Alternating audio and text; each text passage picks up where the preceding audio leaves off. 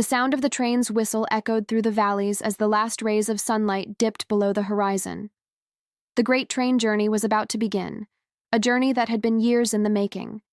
For years, John had heard stories of the legendary train that crossed the continent, a journey through cities, mountains, forests, and deserts. It was more than just a train ride. It was an experience, a rite of passage, and John had dreamed of it ever since he was a boy. Now, finally, the day had come.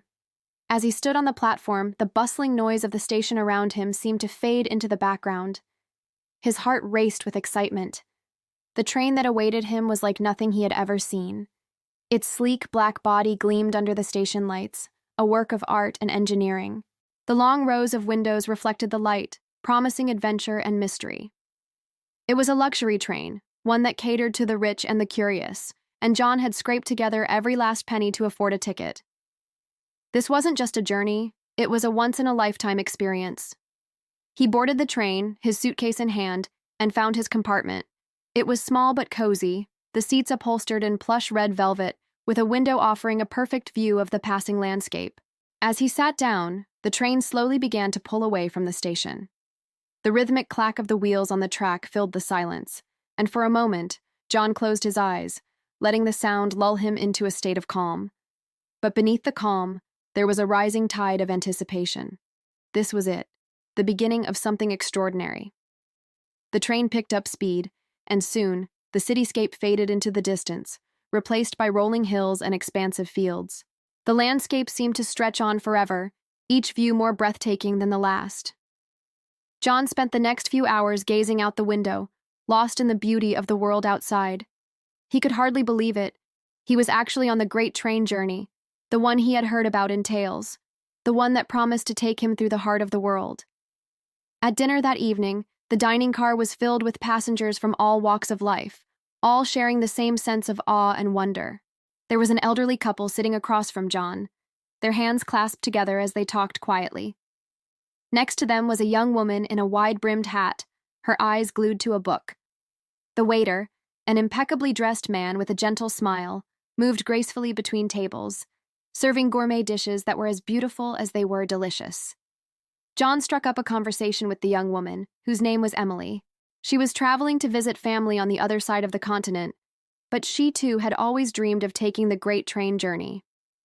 The two of them talked about everything, the places they had been, the places they hoped to go, and inevitably, the train itself. Emily spoke of the magic of the journey, how the train had become almost mythical in her mind, something to aspire to. "The thing is," Emily said, her eyes sparkling with excitement, "this isn't just about the destinations, is it? It's the journey itself, the experiences, the people you meet, the way the world changes outside your window." John nodded. He couldn't agree more. There was something about being on this train that made him feel connected to the world in a way he never had before. The world was vast, and yet, in this moment, it felt small and intimate, all contained within the gentle sway of the train. As the train moved deeper into the mountains, the scenery became more dramatic. The tracks curved around steep cliffs, offering glimpses of valleys far below. The air outside grew cooler, and John could feel the change in the atmosphere as they climbed higher. At night, the stars appeared brighter, clearer, as if the train was cutting through a veil between the earth and the heavens. The next morning, the train passed through a dense forest, the trees so close to the tracks that it felt as though they were passing through a tunnel of green. John spent the day exploring the train, admiring the fine wood paneling in the lounge car, sipping coffee in the observation deck, and striking up conversations with fellow travelers. There was a sense of camaraderie among the passengers, a shared understanding that they were all part of something unique. As the train made its way across a vast desert, the landscape seemed to shift again, becoming endless and barren, the sand stretching to the horizon. The contrast between the lush forests and the arid desert left John in awe of the world's diversity. It was during this stretch of desert that he noticed something strange. There was a flicker in the distance, a shimmer that seemed out of place. It caught his eye for a moment, and then, just as quickly, it disappeared. He blinked, uncertain if it had been a trick of the heat or his imagination. But then, he saw it again, a figure on the edge of the tracks, standing tall against the desert landscape. The figure was motionless, watching the train pass. John's pulse quickened as he leaned closer to the window, his curiosity piqued. The figure disappeared as quickly as it had appeared, but the sense of mystery lingered. It wasn't the first strange thing he had noticed on the journey. The train was full of oddities. People who seemed out of place, conversations that stopped abruptly when he entered a room, strange sounds in the night that couldn't be explained. But nothing had prepared him for this feeling that something was following the train, something that wasn't meant to be seen. As the journey continued, John began to notice the other passengers behaving differently. There were whispers in the hallways, furtive glances exchanged behind closed doors. Emily, who had been his companion since the beginning of the trip, seemed on edge, her eyes darting nervously when he asked her about it. She brushed it off with a smile, but John could tell something was bothering her. That night, as the train approached a small, isolated station in the middle of nowhere, the atmosphere in the dining car was tense. The usual chatter had quieted, and the passengers exchanged nervous glances.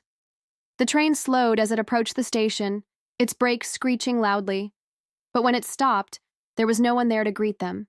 No station master, no workers, just the sound of the wind and the stillness of the desert. The silence stretched on for what felt like an eternity before the train jerked back into motion. Emily stood up abruptly, her chair scraping against the floor. "I'm going to my compartment," she said, her voice strained. "I need some air." John watched her go, but something about her demeanor unsettled him. He stood and followed her, his curiosity driving him forward.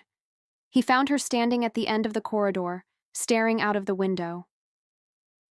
"Emily," he called softly, but she didn't turn. "I think they're here," she said, her voice trembling. "I think they've found us." John felt a chill run through him. "What are you talking about?" "On the platform," Emily whispered. "I saw them, the figures. They're watching the train." Suddenly, a loud crash echoed from the rear of the train, followed by shouting. People rushed to the back, but by the time John and Emily arrived, the chaos had subsided. No one was sure what had happened, but the air was thick with suspicion.